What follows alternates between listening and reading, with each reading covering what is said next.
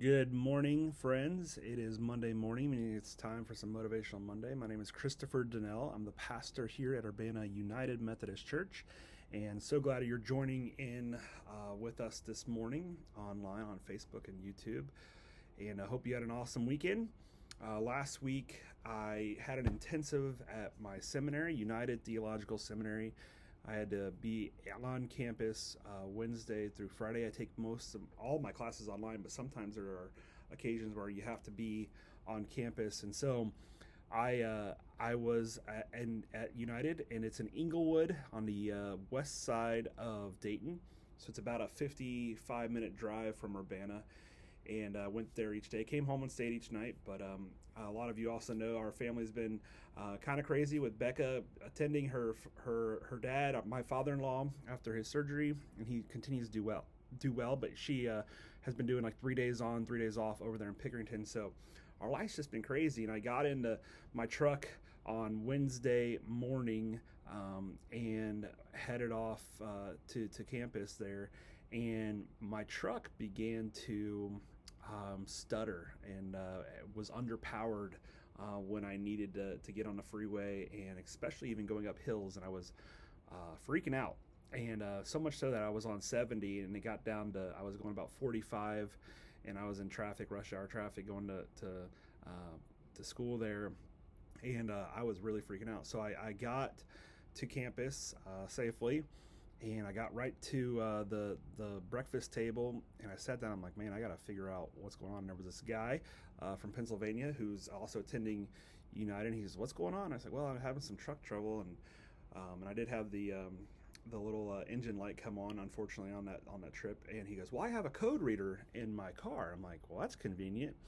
And I am somewhat handy. I can do some things on a vehicle, but not everything. And so I at least can some idea of how much money I'm going to have to spend, or what I could do maybe myself to fix it. So we went out there, and he read the code, and it was a misfire in cylinder one, which could mean a lot of things. And I did some research, and the quickest thing to do was to change a coil pack, and it was about $100. And I ran to AutoZone on my lunch break and changed it right in the parking lot, and it fixed the issue. But I was reminded about kind of that divine moment where there was somebody there with a tool that I needed to know how to fix my car, even if it was fixable. And it was there. And I was reminded again that last October, when I was there for a retreat, there was a man named Na, who's a pastor in Tennessee, originally from Burma, who preaches to the Kitchen people there in Tennessee who have located there.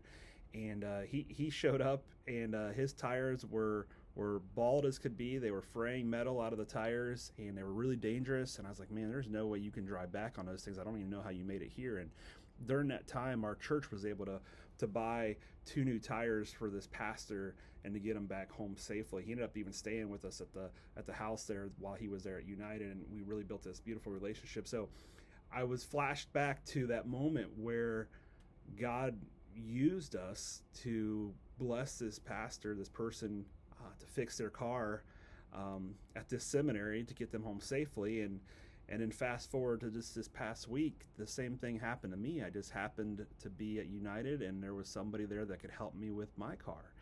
And that is not to say we get what we give in, tick for tack. God blesses how much you give. He'll give it back to you. That's not what that means. It just means God cares about us. And he's always working, whether we see it or we don't, whether we feel it or we don't. He's moving behind the scenes.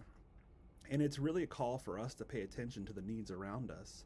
And that guy was aware of the needs around him that morning and helped me out. And I think that's the call as Christians to walk out, is to be aware, to not have our head in the sand, to be searching for where God would call us to interact and work with Him, to partner with Him to make this world more beautiful, to make it more whole, to make it more like heaven and less like hell.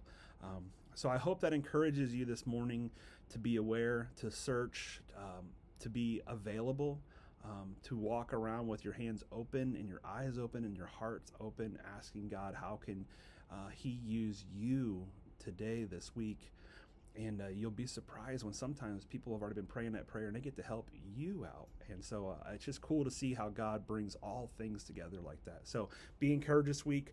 Know that we love you. We're praying for you. We thank you for you being a part of what God is doing here, and we will see you next week.